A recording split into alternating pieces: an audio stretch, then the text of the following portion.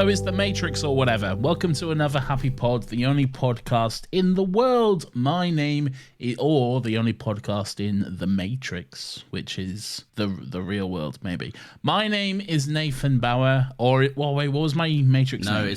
No, your Matrix name began with an L. I think it's like Lynx. No, you was Lynx. I'm Lightning. Lightning, that's it. Yeah, I'm Lightning, you're Lynx. My name is Lightning.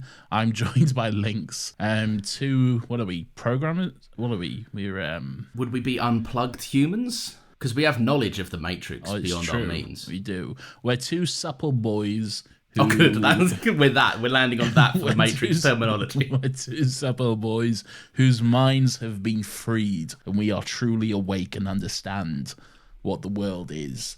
Welcome to The Matrix. Welcome back to The Matrix, I should say. It's interesting that you say we're understanding what's going on, because I think half of this podcast is me going to be asking you to explain it to me. I'm going to be asking you, Jim. So fucking good luck. Look, before we go into that though, Lawrence, why don't you tell the people what this show is? I mean, usually. Normally this show is where we talk about any number of things. Could be a game, could be a movie, could be a television show, and we try and keep things a bit light-hearted and positive and breezy. We have a good time and we avoid negative discussions, hopefully, unless it's really bad, and then we'll probably just acknowledge that it's quite bad. Yeah. But this is a sub-show of the show. Another Happy Pod presents The Matrix, where we are working through every Matrix movie. This is the second one, week by week. Including this, we have 3 left, so strap in. Yeah, so if you didn't listen to last week, go back, check it out. We did The Matrix, it was a good time, and now our guns have been reloaded because we are heading back. It's a fucking ripper title, that. Yeah, it's good. Reloaded. Revolutions, and then Resurrection. They really locked themselves in, didn't they, with the... Yeah, they have fucked it, to be fair. What's the funniest one for a 5th one? The Matrix Reparations, and that could be them rebuilding something. Matrix Rebuilding! There we go, I've just done another one. That's awful. Rebuilding? I didn't say they were good. Reparations was better than Rebuilding. The Matrix Repossessions. Repossessions, yeah, just give us your house. Yeah. Someone just a shitload of debt, and they're just like, we come to get all your stuff. Just the owner of the Matrix going back on every unplugged human's house and just repossessing it. They don't need this anymore. They forfeited their right to this house. Anyway, what a fun little bit. But before we get into talking about the Matrix, first of all, we need to see how fucking rich we are. Welcome back to the segment of the show called Another Happy Revenue, where me and Nathan are super transparent and honest about how much lucrative cheddar cheese we'd be raking in for this podcast game. If you're out there, if you're listening, avoid school, get a microphone, invest, and make some serious cheddar like me and Nathan. We should probably start noting down like how much we're earning week to week, because like I've forgotten what last week was. I think we landed on I think we were at like the total of 80p last week. About 80 pence last week. Before that, wasn't it like 40 something? Yeah, it was 40, then it was 80, and this is the 3rd installment. Do you want me to reveal now? Yes, no time like the present. Indeed. So, bit of a milestone today. Ooh. 1720 Swedish krona. See, that sounds like we're in the money. So, for the first time in our professional podcasting career, Nathan, we have crossed the threshold between pennies and pounds. All right. And we have landed ourselves. So this is shared between us, by the way, so 50% stake each. Split down the middle. We are sitting on the tidy sum of £1.33. I realise this segment kind of has a roof to it, because kind of what we do now every single week is go, this is what we made, and then make a joke about how we don't earn any money, and then move on. Yeah, it's good. I like it. As is tradition, invest all your money in a podcast microphone and just get online, kids. Yeah. The world needs to hear your opinions. It's true. It's true. There are not enough men with podcasts out there, so It's true. We need more. It's a dying profession. Let's jump straight into the Matrix Reloaded. All right. And I'm going to do so by asking you a question. Oh, Are movies terrified of being sexy like this was. I have a note that says I forgot how horny this movie was because it's so fucking horny. It's relentlessly, to the point where plot points hinge on the horniness of certain characters. Yes, 100%. This movie is incredibly sexy and incredibly horny. You're absolutely right. And I think there's some truth to what you say. I think movies are a little bit afraid to be this sexy and erotic. This is something that doesn't have to be sexy, right? If you're watching a movie that's like an erotic thriller or something, it's going to be rated R anyway. Yes. So you may as well do a bit of sexy. But this is an action movie, kind of, at its forefront. Movies today don't need this to be sexy, and therefore they won't include the sexiness because they want to appeal to a wider audience and make more money. If you go to see Ant-Man and the Wasp: Quantumania, at no point are you going to see an extended sex scene between Paul Rudd and Anti-Vaxxer, whatever her name is. Yeah. So, like, what's the point of What would even that look like? Just them fucking on the desk of the Baskin Robbins or something? I don't even know. Like, I feel like one of them would be small and one of them would be big. They'd like use the thing to their. This is just getting into fan fiction territory. Anyway, It'd sure be a shame if an Amazon Prime TV show greenlit an idea like that and explored it in graphic detail. Oh, I didn't even realize what I was doing there. Okay, yeah. That's what it would look like. I wrote the note about it being horny before we got to the main horniness. Like, really? There's the kiss. There's the orgasm cake. Well, the orgasm cake comes quite a bit later, but there's even before the like horny cave orgy sex scene, whatever. There's like Neo and Trinity. Like anytime they get a second alone, they're like, "I miss you so." Like you've been together, man. Like you've not been like miles apart. You've just been like 4 minutes since you had a moment alone. Like calm down, like. Yeah, in the one you have to carry your bags to get to your other private room. You're going from one private room to another private room, and you're like, I can't bear the 5 minutes it will take to cross. It's literally gone from their room on the ship to their room in fucking Zion, and it's too much. They had to stop along the way to shag. And I appreciate that. I'll tell you what, this horny stuff, man. This is not an episode to listen with the family, is it? No, not really. If you're on a drive with the kids or something, maybe don't play this one. I love when we give them the warning afterwards. Yeah. I've put, maybe it awoke something in me, but just like, because my first instance where I went, this is a bit horny, was everyone in Zion is sweaty. Lawrence Fishburne just has his hairy chest out. He looks good, man. He does look good, doesn't he? And also, he does. He looks good, and he's not like a traditional leading man body. He's not ripped to fuck. He's a regular bloke. Yeah. And he looks good. He looks a bit. Maybe it's the way they lit it as well, because it's kind of always like shining off their sweat. Yeah. Maybe I'm gay. What a way to find out. Yeah, The Matrix Reloaded. Oh, when you said this awoken something in you, I had a thought while I was watching this, and it's like me as a 10-year-old watching this movie, seeing Carrie-Anne Moss in a full-body latex catsuit. Oh, this has awoken something in me. Whereas I'm there like, move over, where is the hairy man? Yeah, indeed. I have a note that just said, if you like the simplicity of the first one, that's over. Get ready for some fucking lore. Look, man, this movie is just entirely fucking... Not entirely, but for the most part, it's just long discussions with overly complicated words. And just...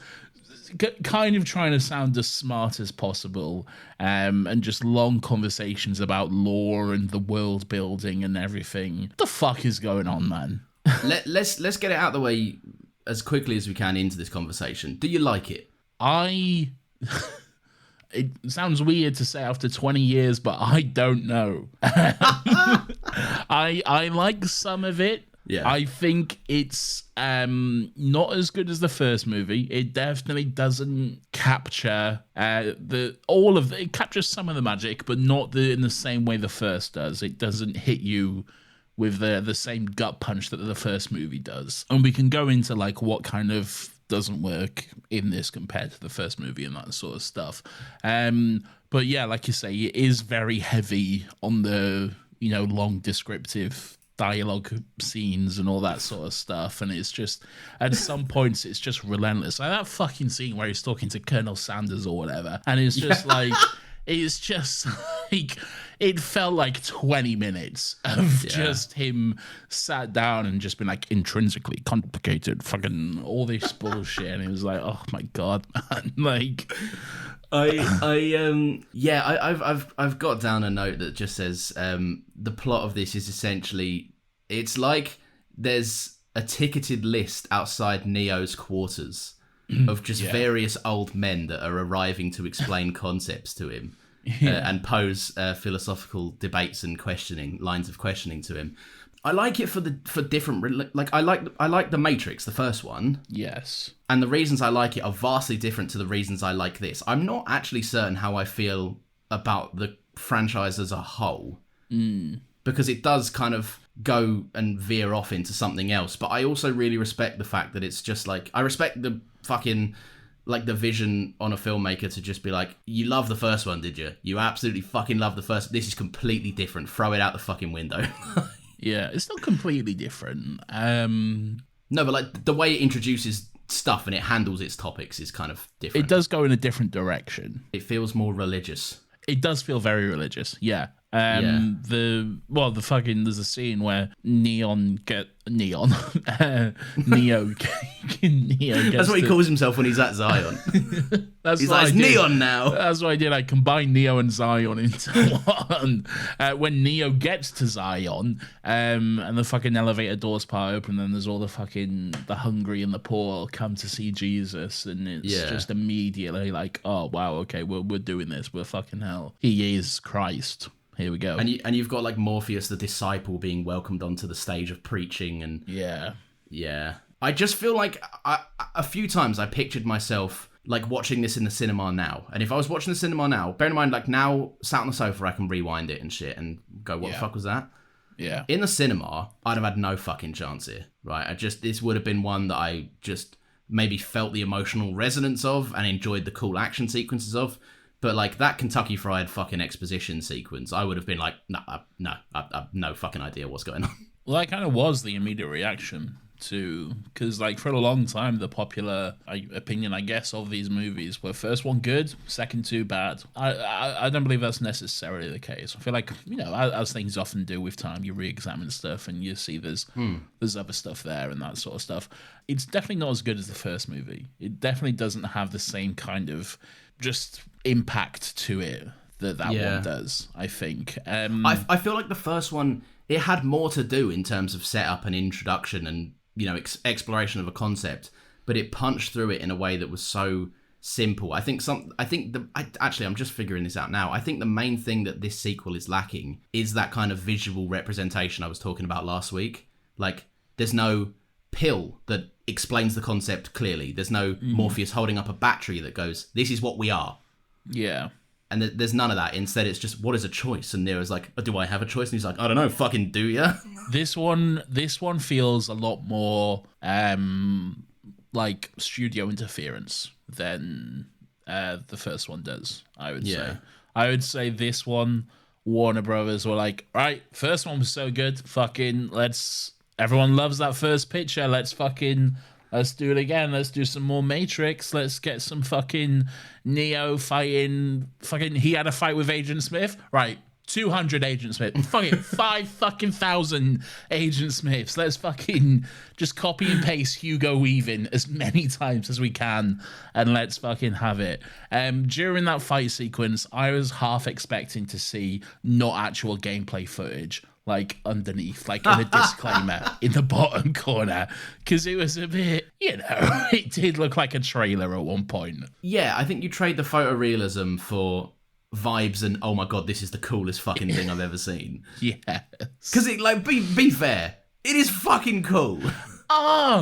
You see, I'm in two minds about it, because it kind of is, but I feel like the fight sequences in this movie, and then if you compare them to the first, I feel like they don't have the same weight to them And I think there's a reason for that, because Neo is more powerful now, and because he can fly and because he moves faster, it feels like a lot more floaty and a lot more like wires and stuff, which is fine because that's how he fights now. But it doesn't feel like grounded and gritty, like and not grounded and gritty like darkness, but like just real sort of thing, if that makes sense. Like, it doesn't have the same kind of weight to it that the first one did. Like, you think about the fucking fight between, and this is Neo, but the fight between Morpheus and I think one of the agents in like that fucking bathroom where they're just like they're getting so filthy, they're punching each other, the fucking the walls are breaking, they're covered in dust from it. It's you can feel like every punch in that fight,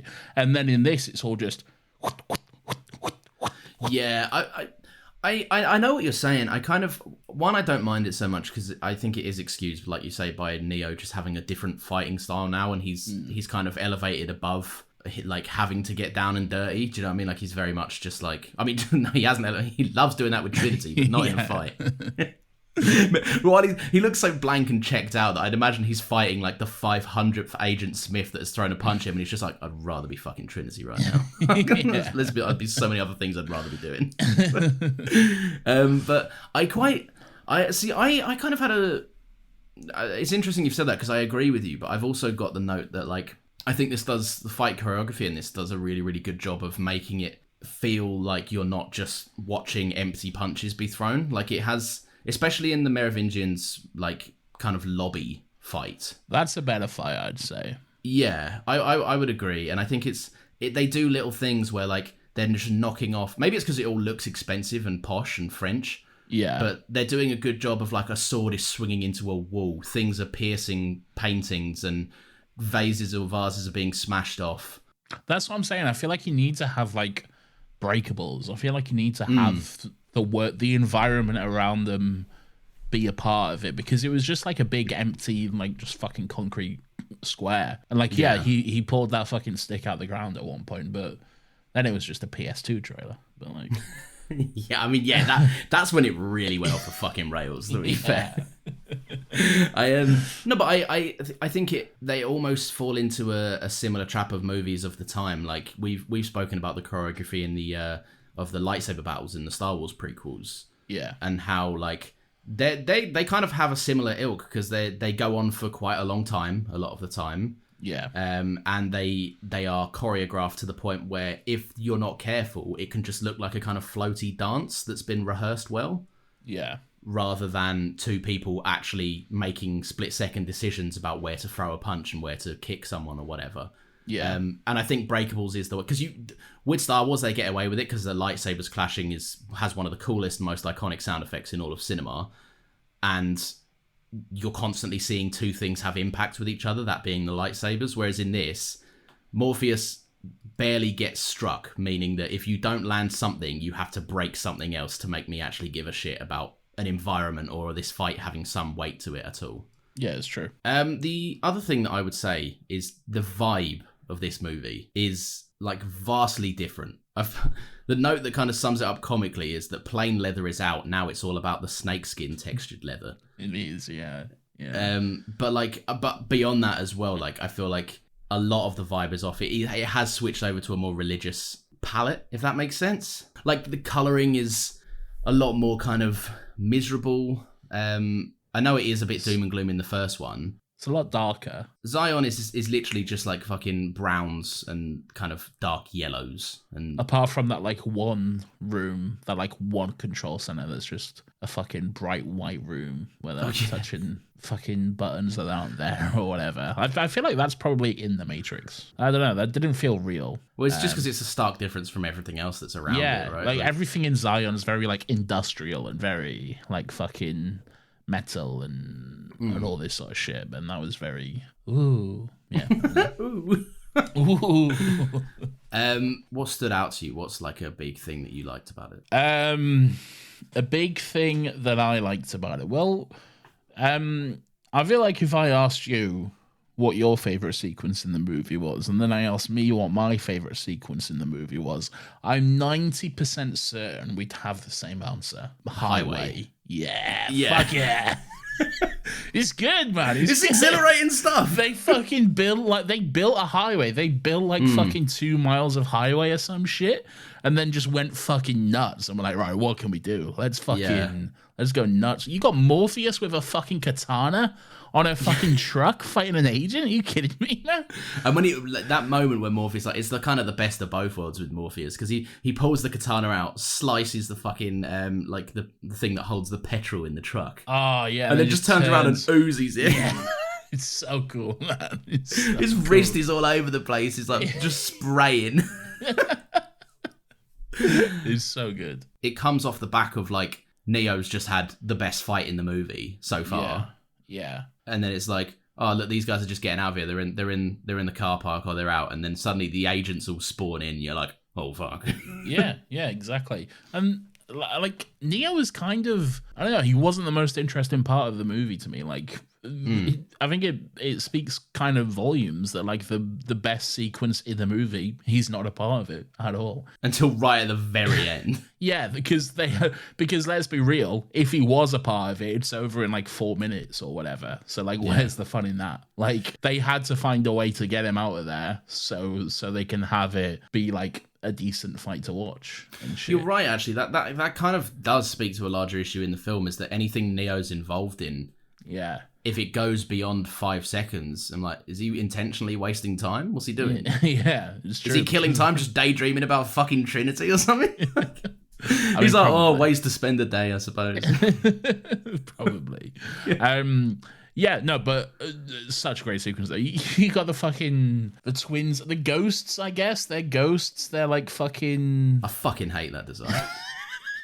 So ugly, and it just looks bad. And I don't understand the role it plays in the Matrix. Like, why are these two afforded ghost abilities? And why, when they become ghosts, do they also become like Davy Jones's fucking monstery thing or whatever? As far as I understand it, like, they are holdovers from previous versions of the Matrix, where like there was some kind of Universal Monsters style world where there was werewolves and like fucking Frankenstein zombie men and ghosts and that sort of shit. Because like the French lady, who's not French, but you know who I mean, she like walked into that room while there was like an old school like zombie movie or whatever playing, like Frankenstein, and it like synced up perfectly with what was going on with them. She had a gun with a silver bullet and shot that guy in the head. So clearly he was a fucking werewolf. And then like all of like the Merovingians, like guards or whatever, they're like, I feel like they're holdovers. It's like when the Oracle was saying like, you know, anytime you hear about like werewolves or aliens or all this kind of shit, it's all like programs from the Matrix. It's all something trying to so the Merovingians kind of just hosting a group of weirdos that shouldn't be there and are misbehaving. Essentially, yeah, and I feel like that's why they can go toe-to-toe with Neo, to an extent anyway, why they can hold their own for a bit longer. I like the concept of like, these guys are insanely difficult to kill. After all, who can just spawn in a silver bullet? I'm like, everyone here can do that. Every single person in this Matrix that is unplugged and has entered the Matrix can do that. Link, I need a silver bullet. Got ya? No worries. Yeah, that's fine. Operator, give me a bullet. All right, no problem. Do you need the instruction manual downloaded in your head? Can't hurt. Why not? Nah, this guy's got a key that'll work or whatever. I feel like we're being really reductive on like this is a clever film. It is clever. It might be too clever at times. Yeah, I agree. Yeah. But yeah, that's what I think that. What they reminded me of though, this is ridiculous, but like whenever I see those twins, all I think of is Auntie Donna have characters called the South African Sams, and they're like two brothers who are from South Africa supposedly. It's played by Zac and Broden. Is this the you lingered, Mark? Those guys. Mark, you lingered, bro, you lingered. You don't understand the TikTok algorithm. And it's so fucking funny. It kills me every time. But that's all I can hear when I see these dudes. And they just have like weirdly posh British accents for some reason. But yeah, in my head, they're the South African Sams, and that's I did quite enjoy like when he kind of like ghosts himself back into the car and he's in the seat. Firstly, timing on that's got to be impeccable. Your leg is stuck in a fucking engine. Yeah, it's true. And secondly, he kind of spawns in and is like, we're exhausted, and he's like, we are, we're pretty fucking sick of this. Yeah. Great. We're miles away from work as well. Like we've just gone in a straight line. How long is this highway? It's true. It's just one big fucking long highway with just massive walls along the edge of it, so you can't see where the fuck you are. Yeah, exactly. I hope no one's missed their exit, because you wouldn't. The only way you can get your exit is just by fucking just hard spinning into a wall and hoping you don't crash into the ocean or something. It's true.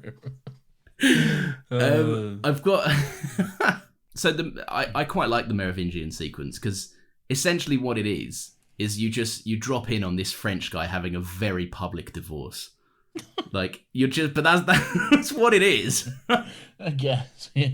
Because they arrive. They're there on the Oracle's request. Again, furthering the theme of like you're just. Again, last time it was Morpheus. This time it's the Oracle to a degree. People are just doing the free people, the people that are unplugged and have free will and choice, are just still doing what people tell them to do. Yeah. I really, really fucking enjoy that concept. The whole, just a side point here, the whole philosophical debate of like, we've unplugged, we're not beholden to the machines apart from all the machines that keep us alive, give us water, give us light. Yeah. That's a good moment. I do like that. Yeah. Yeah, it's really, really fucking interesting debate. But yeah, no, you kind of we're off to the Merovingian, and he's also a program that is misbehaving. Is he? He's some kind of Yeah, he's not human. He's some kind of program, or he writes programs or some shit. I think he's a program. Yeah, because he comes back, doesn't he? He's back in the new one. Yeah, spoilers, but yeah. I mean, no one else is watching The Matrix for the first time in age. But yeah, no, I just like that, and I really, really like that he just obviously underestimates. Like he's kind of like a piece of shit to women in general. Like, yeah, forcibly making a woman have a very public orgasm over a piece of cake. She hides it well. I'll be fair, right? That was me. Lawrence is yelling at her. It's like the scene from When Harry Met Sally. I'll have what she's having. I'm Meg Ryaning over the whole gaff. No, but firstly, that's like obviously a gross thing to do. But then also the other thing, if that was like not overtly obvious that he was just this misogynist piece of shit, then he's also just disregarding his wife's like ability to have any kind of like he sat there blathering on about fucking choice and free will whilst also not realizing that his wife has it and he's an idiot. Yeah. Which I quite enjoy. But then she commits one of the horny sins, being like, I'll do this for you, but I want a big kiss. What's going on there, man? It's such a horny movie, like for no reason. Not for no reason, but there's just this really awkward kiss sequence, and I don't like it, man. I don't like it. It's uncomfortable. But it's supposed to be feel like I'm missing the point of it. This is what she doesn't have. Like this, the way obviously Neo feels about Trinity, the passion, the love, the romance, or not the romance, but the love, the passion. Like that's what she doesn't have, and she just literally wants a taste of it. And yeah, I don't think it's malicious in any way. It's not her being. It's kind of her being a bitch, but not necessarily like, I'm gonna kiss your man, I'm a bitch, deal with it. It's more like fucking, I just want a little bit of what you have. Yeah, I don't think there's no part of it that reads as like malicious intent towards Trinity. Like Trinity isn't happy about it, obviously, but it's not like, I'm gonna kiss your man, fuck you, bitch. Yeah, I don't know. I feel like I'm definitely missing kind of not context on it, because I know why it happens and what's going on and what function it serves plot-wise, but I feel like there was a better way to show it. Maybe it's just as simple as everyone wants to kiss Keanu Reeves. It's true. I certainly do. I do too. Where you at on Keanu Reeves? We didn't really talk about him much in the last movie in terms of his performance and shit. And it's... Look, Keanu Reeves is a really nice guy. He's a really nice guy, and he's great in John Wick. Yeah, he's a really nice guy. Anyway, Mercutio is here. Is Mercutio here? Mercutio's Link. Oh, fuck, he is as well, isn't he? Yeah, of And course considering he we is. did Romeo and Juliet 2 episodes ago, I was there going, where the fuck do I know this guy from? Oh, shit, yeah, that is true. Wow. Yeah. But no, that was a jest anyway. Yeah. I think Keanu Reeves he's very talented, but I think he would also admit his strength is not dramatic readings of lines. It's true.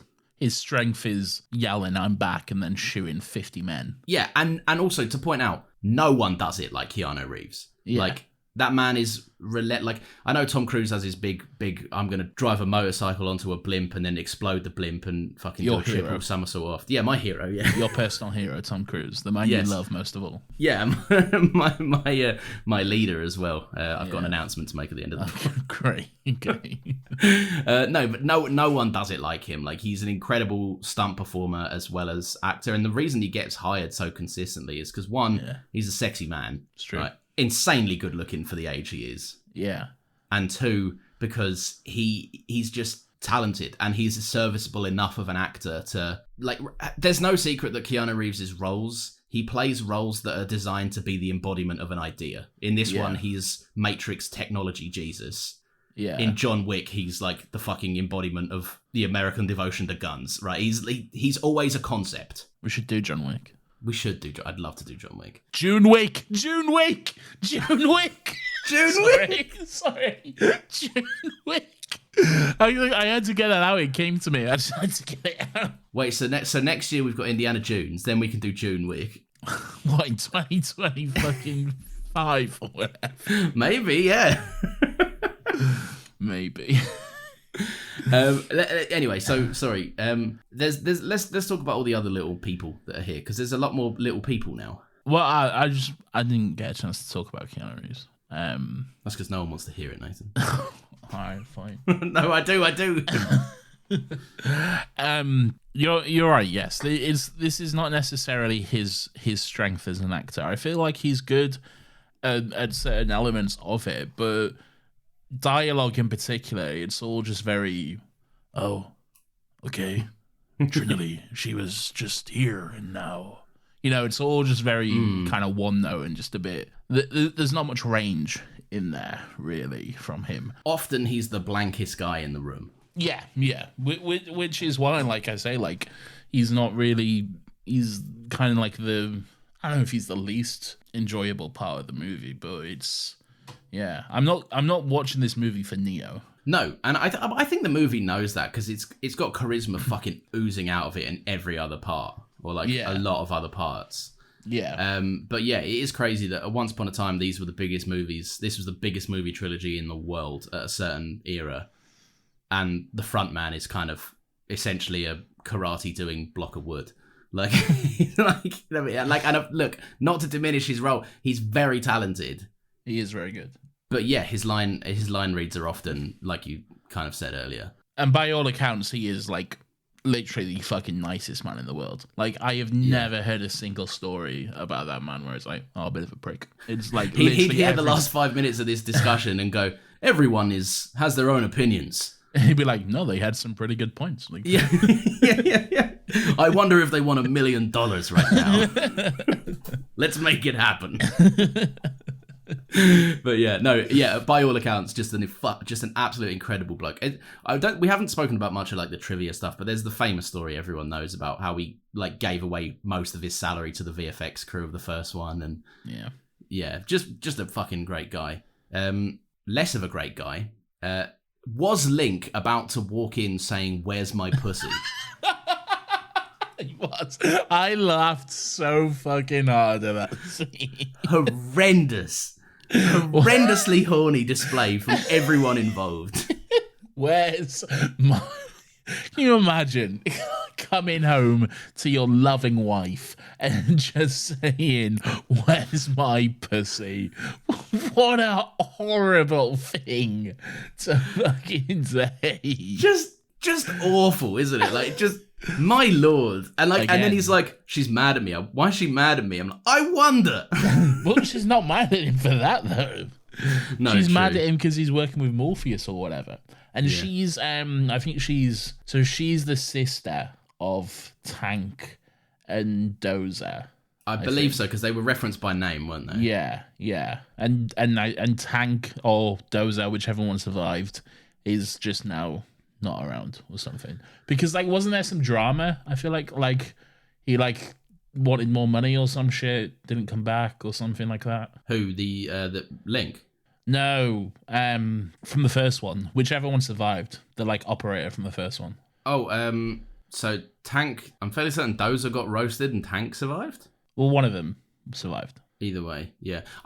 Just side point here. I quite enjoy that, like, the people that are freed. I mean, maybe this is intentional. Maybe I'm reaching or not. But I quite like that the unplugged people, the people living in Zion, are often how we know them connected through each other. Like, everyone kind of has a relationship. Like Locke and Morpheus know Niobe. That's it. Yeah, they know her through Jada Pinkett Smith. Yeah, yes, it is actually. Yeah. They know her through like some loose connection. They both used to kind of Morpheus used to be with her, and now she's with him, and they all kind of have these family ties. Whereas in the Matrix, every set of characters is just like, here's another weirdo in the world on his own fucking warpath doing his own weird thing. Yeah, it's true. I quite like that. But who are the other? What other little weirdos have we What's got? going on with that kid? Who's that kid? What, Neo's #1 fan? Yeah, they just call him the kid. Loser. Who is he? Do we know him? I don't know him, and I'm pretty sure he's dead at the end of this. Well, he's in the third movie. Doesn't he get speared by the end of this? Yeah, I'm fairly certain. The blood splats over the screen. I'm fairly certain that was him. That's not him. No. He hasn't been put on a ship yet. Oh, of course he's not old enough or something, is he? No, yeah. They're like, oh, Neo saved him. Neo freed this guy. And I guess this is between movies or whatever. And that's fine. But then he like gives him the spoon. And he's like, did he know the Spoon Kid from the first movie with a weirdly British accent? Yeah, Oliver Twist. Yeah. Do not try to bend the spoon, sir. Bend everything around it. I mean, like, I guess. But maybe it's been 6 months. Maybe they've all had a chat. Maybe. Has it been 6 months? Yeah, it's been 6 months. Morpheus says at one point they've unplugged more people in 6 months than they have done in the last 6 years. And I looked it up, and it's supposed to have been 6 months since Neo became quote unquote the one at the end of the first one. Interesting. I always thought it was longer than that. I always thought it was a few years. Okay. That's because he's got a bit of a, and I told you we'd get round to this. He's got a bit of a quiff this time round. He's got a different hairdo. He just has more hair. Yeah, quiff. It's not a quiff. He does it. Where is Zion keeping its hair gel? In that pool of lava. We're a bit into this now. Should we get towards the ending? Yes. And we can always wrap up other little things in our little things section, which you introduced last week. Okay, yeah, sure, yeah. I don't have a fucking clue what's being said. I know what's roughly going on. That being... Are you talking about the scene with Colonel Sanders? Yeah. Yes, the architect Sanders, yeah. Yeah. I know that this is the 6th Matrix. This is the 6th Matrix, yeah, I wrote that down. So this is Matrix 6.0. Well, yeah. And 6 at least. All the various recordings of Keanu Reeves would lead me to believe there's been many more Matrix 666 than 6 of them. Because there's like multiple variations of him doing different things. I don't necessarily think those are alternative versions of the Matrix. I think that's just like a visual manipulation of the world. Oh, like so Colonel Sanders can control it kind of thing? Yeah, sort of thing. But they're not real. They're not like alternate universes or whatever. They're just like... I like to believe that one of the real ones is the punk one where he puts his middle finger up aggressively. Yeah. Just imagine that, like he's like, oh, and Neo, you don't even understand that when you do these things, do you really have a choice, and is the choice even yours? And then I'm picturing a whip pan to Keanu Reeves just going and holding up his middle finger at him. Yeah. Side note, just quickly, what do you think of the Oracle? Great. I like the Oracle, and we didn't talk about it much last week, but I really like the moment where she's like, don't worry about the vase. And then he turns around and knocks it over. And then he's like, oh, shit. And then she's like, no, the real thing that'll keep you up at night is wondering if I'd have even mentioned it, would you have even hit it? And then I'm like, oh, fuck, yeah. They're like, yeah. Wow, okay. Yeah, it's a painful head fuck, the Oracle. Yeah. And again, like this moment here in this movie when she's like offering him the candy and he's like, you already know if I'm going to take it or not. And I'm like, yeah, I do. It's very clever. It's all very good. I enjoy it. It didn't escape me that all the candy is essentially like red jelly babies looking like a red pill and everything. Yeah. And I was just like, Yeah. Interesting. I know symbolism. I can see it. No, she's really interesting, and Colonel Sanders reveals that she's somewhat to be considered the mother of the Matrix. Yeah, kind of. Which is... Or something. Yeah. And he's the father. Maybe. I don't know. I mean, he certainly says he is. Isn't he? Yeah, he's the architect. He apparently designed it. Apparently. Yeah. What was that thing that Agent Smith said in the first one? The first one was designed to be without flaw. Yeah, so it was a paradise world, wasn't it? It was it was perfect, but so perfect that humans could not accept it, and it went to shit. So what was Colonel Sanders getting at here? What was the main thing he was going on about? So I wrote some of it down, but I don't know. So what I wrote down is, so like the purpose of the one, and there's been previous ones as well. Like it seems like each iteration of the Matrix has had a one. So Neo is the sixth one, I guess. So he's really the sixth. But he's the one. Very good. And maybe Seraphite, who's a cool character, maybe he's a previous the one or something. Is he like the kind of the watcher over the Oracle? Yeah. Yeah, I think I've seen so much shit online about him before. Yeah, same. Yeah. He's a cool character though. I like him. Yeah. What was it? Yeah, okay, so the purpose of the one is to travel to the source, whatever the fuck that means. To travel to the source, which I guess is like where, like, I don't know, the main server of the Matrix is, I guess, or some shit.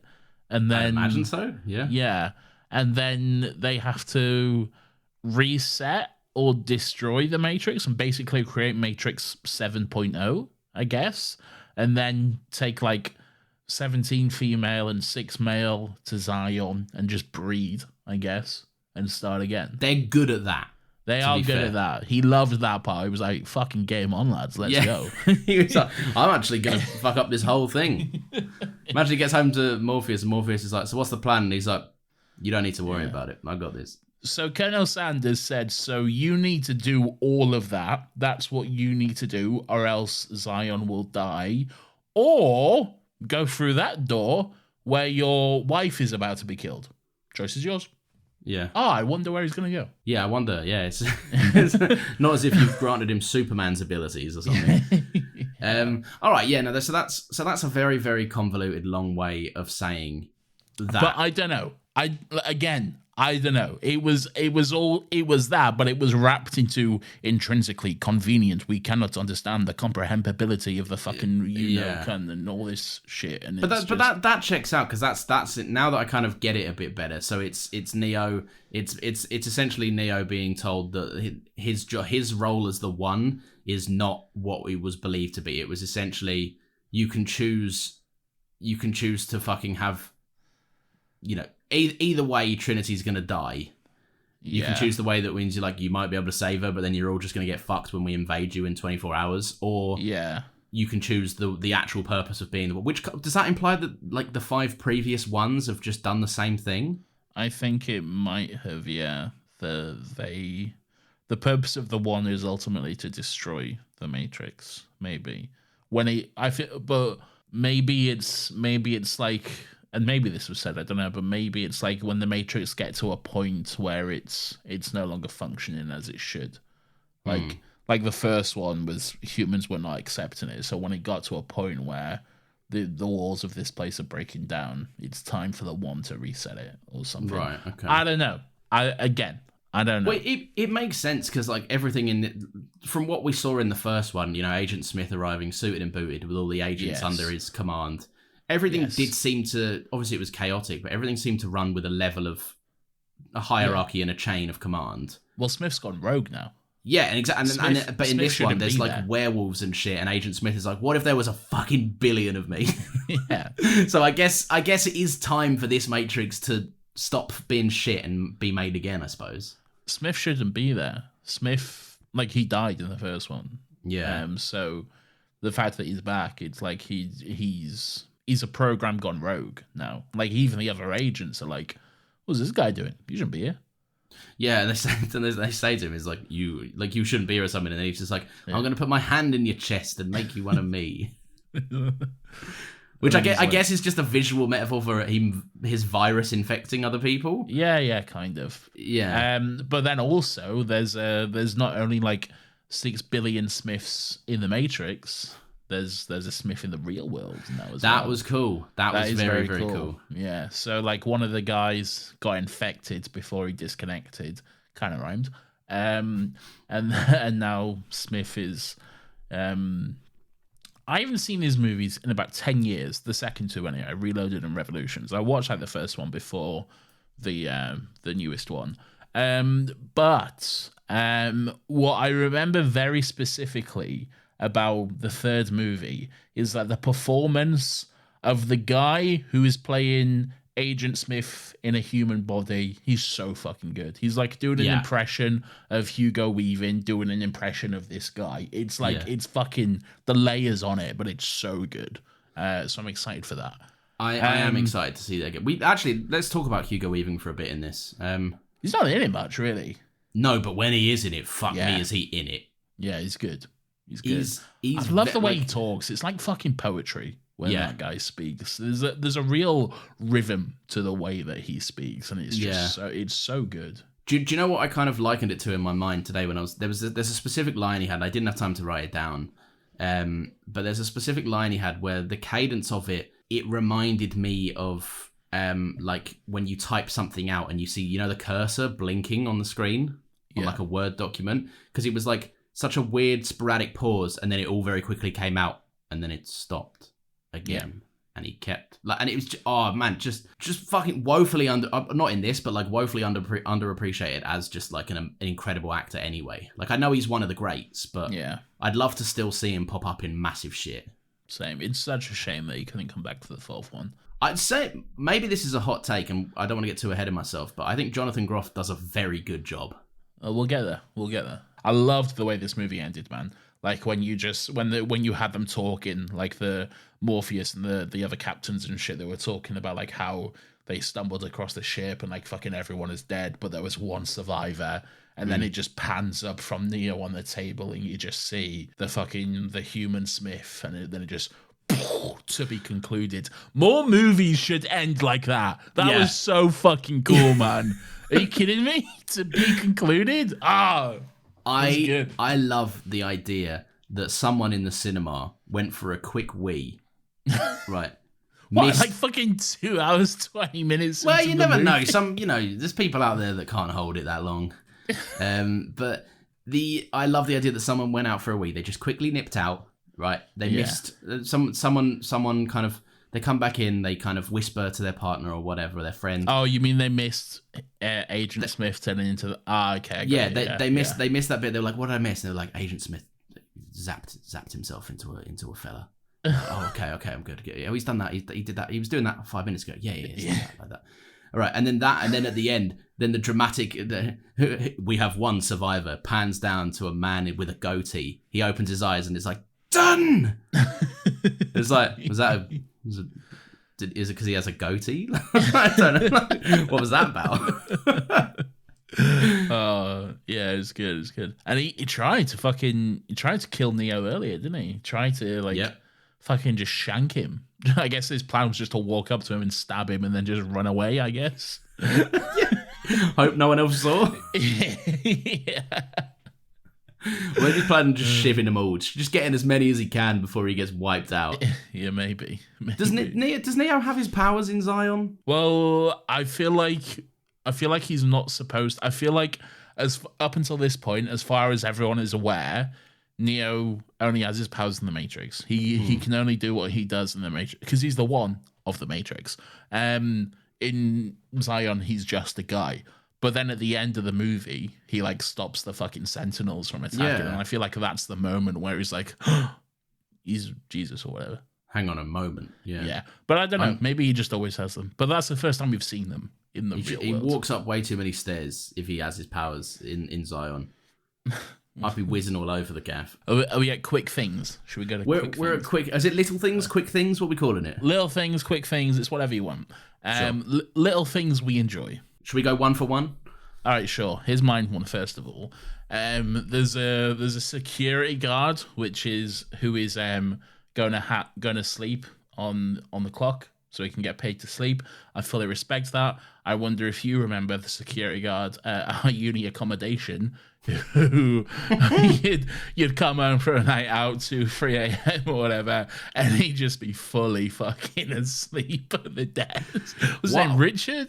Richard, yeah. And what I respect even more about it was the students just allowed that. Like, drunk students coming in, pissed out of their mind with their kebabs launching all over the gaff. Yeah. Right? And we're like, Richard sleeping, and we're like, everyone, Richard sleep.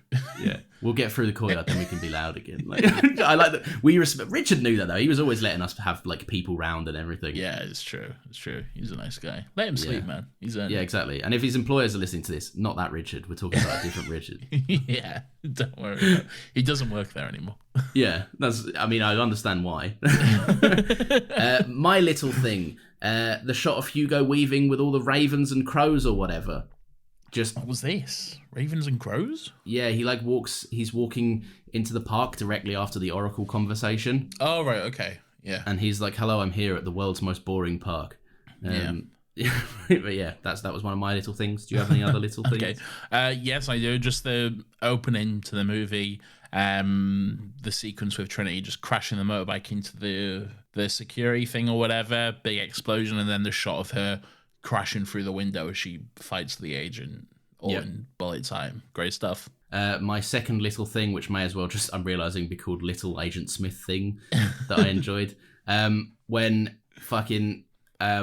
this guy gets stabbed and he goes, "Oh God," and Smith with a little grin on his face says, "Smith will suffice."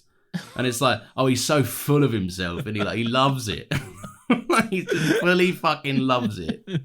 Little thing I enjoy. I love all of Link's reactions. I just love that he essentially just sat in a chair for a day and then they just got him to go, "Whoa, ah!" just staring into the camera. And then I love the moments, like when they, like the hallway of doors, which is essentially like fucking portals and shit. Like as soon as they walk through one, he's like, "Oh, for fuck's sake, man. I gotta find these guys. I don't know where they've gone now." Yeah. And also what I love is whenever we're like allowed in on that, like, and the camera flips around and we see what Link is seeing on the screen, it's always just green code. Yeah, it's just the code, man. It's the same. Let's be honest. It's the same 10-hour MP4. To be honest, for the filming of the second one, the two sequels. Yeah. They probably just went on YouTube and found. Oh no, YouTube didn't exist. Well, it didn't exist at the time. Yeah. So I don't think they did. How did movie trailers only play in cinemas and like on weird websites? For the most part, yeah. So for the most part, if you wouldn't know, like, like these days, like a trailer coming Monday for Spider-Verse, or not a fucking thing. Fucking back in these days, you wouldn't even know about a movie was getting made until you saw the trailer of it. You'd be like, "Oh shit, they're making a new Batman? Okay, wow, let's go." Jesus Christ. Yeah. So yeah, cinema, or Apple always did trailers since like fucking the 90s. Apple have had a website, iTunes movie trailers, where you can just watch them there. My final little thing is the I've never been more invested in the opening of a movie than when Trinity, like you say, explodes the bike, jumps down, crane kicks someone in the head, touches her earpiece, and then goes, "I'm in." Oh, so good, man. I was like, you're well into 2003 right now, but you're riding on the highs of the 90s cheese, and I love it. Is this movie series where the "I'm in" originated? I don't think so. I think it's got to be like 80s, because think about like Hacker Man vibes. It's always that weird like neon sunset type shit. I don't know. I feel like it might be from this. Our quest to find the first "I'm in" will carry on. We'll do a documentary series. There is that guy on YouTube that always does weird documentaries on like the origins of the oof Roblox death sound and shit. I think he's done Defunctland. That's it. Defunctland. Yeah, his documentaries are fucking sick, man. I once watched a 3-hour documentary. Was it 3 hours? It was very long, but I think it might have been 3 hours on the fucking the Disneyland Fast Pass. I've never been to Disneyland in my life. I don't really care about theme parks at all. But I was like, this is fucking good, man. This is cinema. He's good. Great. He's very, very good, to be fair. Yeah, it's really good. I think that's all my little things, to be honest. Yeah, I think... Apart from just one last shout out to how fucking horny this movie is. relentingly so horny. So erotic. If you want to see Keanu Reeves' bare ass, you can see it in this movie. There is a bit of that. There's some nips in a long Zion tracking shot as There's well. a lot of nips, yeah. There's They're a just hell of a going lot of through nips. everyone's breasts. That's fine with me. And me. We will be seated. I mean, yeah, maybe again, this is maybe something that I'm like, maybe I'm just trying to prove the point. Maybe I'm wrong. I haven't seen it since it came out, like end of 2021, I think it was. But just even the new Matrix movie, Resurrections, I don't recall it even touching on this level of horniness. No, I don't think it did, to be honest. No. Yeah. But hey, and this is I know our thoughts are kind of incomplete a little bit, but also this is kind of part one of two, because really Reloaded and Revolutions are just one big movie, really. Yeah, it's part one, part two, really. Yeah, they're not called that, but they kind of are, really. If they were made later than these movies were made, they would have just been called part one, part two. Yeah, it's true. And they came out like 6 months apart or some shit. So yeah, here we go.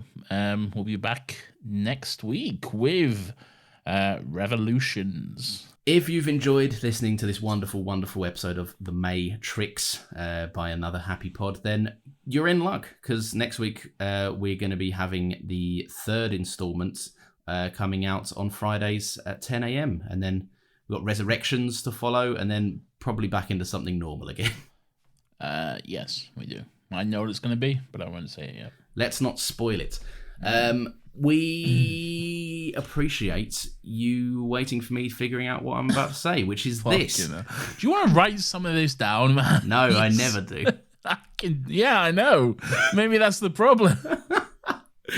Give us a little follow. We are at Another Happy Pod on Twitter. That's where we post. You'll get a little tweet reminder in the form of a nice little graphic artwork piece to let you know when our new episodes are out, so you never miss a lovely, lovely episode from myself and Nathan. You can also give us a little review, and you can do that by listening to my sweet and lovely co-host Nathan tell you how. Yes, Lawrence, indeed. So what you can do is you can go to your podcast platform of choice on your listening device, and you can go to the rate and review section and give us 5 stars at the very least. If there's anything less, don't touch it, don't think about it, and only give us 5 stars, and then say something as horrible as you like about us. But also remember, I'm very sensitive, so try not to be too mean. Yeah. And that is as it goes. We do have another podcast. If you are a Whovian and into the weird and wacky, wonderful time-traveling world of Doctor Who, we have another podcast called Still Got Legs. Episodes of that... Very good. Episodes of that come out Mondays at 10 a.m. And we are currently working our way through season 2, which is a good fun time. We're in the David Tennant era. If you know any Whovians, let them know. We're trying to build a community that appreciate Doctor Who to have a little listen to that show. And again, much like Another Happy Pod, a non-toxic community is what we're interested in building. We leave the toxicity at the door. We don't bring it in, and we just have fun discussions about this silly little show that we all love. So come along for the ride, and see you next week, I guess. Hell yeah. Time to jack in and jack off. Oh, stop that.